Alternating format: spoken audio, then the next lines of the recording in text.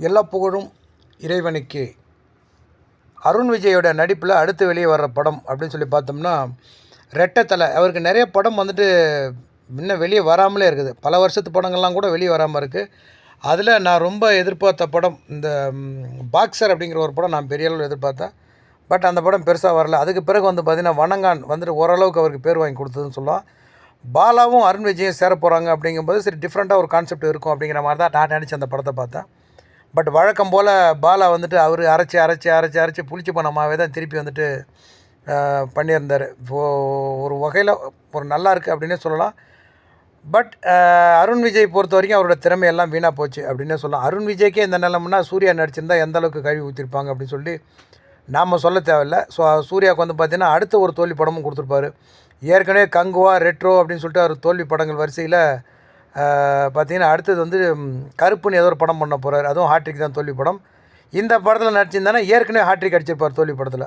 So இது வந்து அருண் விஜய் நடித்தனால ஓரளவுக்கு இந்த படம் தப்பிச்சிருச்சு அப்படின்னே சொல்லலாம். எனக்கு ரொம்ப பிடிச்ச படம் இவருடைய அறிமுகம் படமான முறை மாப்பிள்ளை. இந்த படத்தை வந்து பார்த்திங்கன்னா செல்வபாரதி, அவர் பிரபாகரன், சுந்தர்சி யாரோ டைரக்ட் பண்ணதை சொல்லி சொன்னாங்க. பட் சுந்தர்சி இந்த படத்தை நான் டைரக்ட் பண்ணலை அப்படின்னு சொல்லி ஒத்துக்கிட்டார். பட் அவர் டைரக்ஷன் பண்ணியிருந்தாலும் முழுக்க வந்து பார்த்திங்கன்னா அவருடைய பாணியில் அந்த படம் காமெடியில் அல்டிமேட்டாக பண்ணியிருப்பாங்க. மணிவண்ணன் அண்டு கவுண்டமணி செந்தில் காம்பினேஷனில் நல்லாவே இருக்கும் காமெடியெல்லாம்.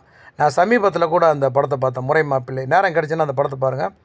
இன்னும் பல படங்கள் சொல்லிட்டு போகலாம் அருண் விஜயோட. எனக்கு எல்லா படமும் அவருடைய படங்கள்லாம் பிடிக்கும். சேரன் கூட ஒரு படம் நடிச்சிருந்தார்.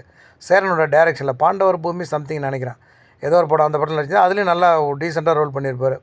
வணங்கான் வந்து பார்த்திங்கன்னா நான் எதிர்பார்த்த அளவுக்கு இல்லை. ஏன்னா அருண் விஜய் பாலா அப்படிங்கும்போது ஒரு படம் தரமான ஒரு படமாக இருக்கும் தான் நான் எதிர்பார்த்தேன். பட் அந்த படம் பெரிய அளவில் எனக்கு பெருசாக சாட்டிஸ்ஃபை பண்ணலை அப்படின்னு தான் நான் சொல்லுவேன். பட் வசூல் ரீதியாக அந்த படம் ஓரளவு சுமாராக போச்சு.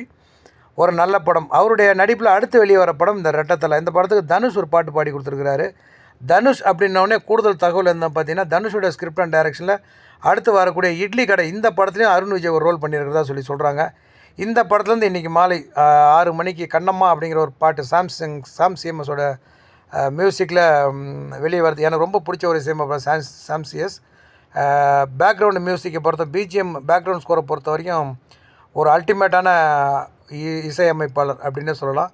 பார்க்கலாம் பொறுத்திருந்து எந்த மாதிரியான பாட்டு அவர் கொடுத்துருக்காரு அப்படின்னு. இவருடைய ஏற்கனவே வெளியே வந்த இசையில் ஒரு பாட்டு ஒன்று நம்ம அருள்நிதி நடித்த படம் இரவுக்கு 1000 கண்களா அந்த படம்லாம் இருங்க தன சம்திங். அந்த பாட்டு லிரிக் எனக்கு தெரியல.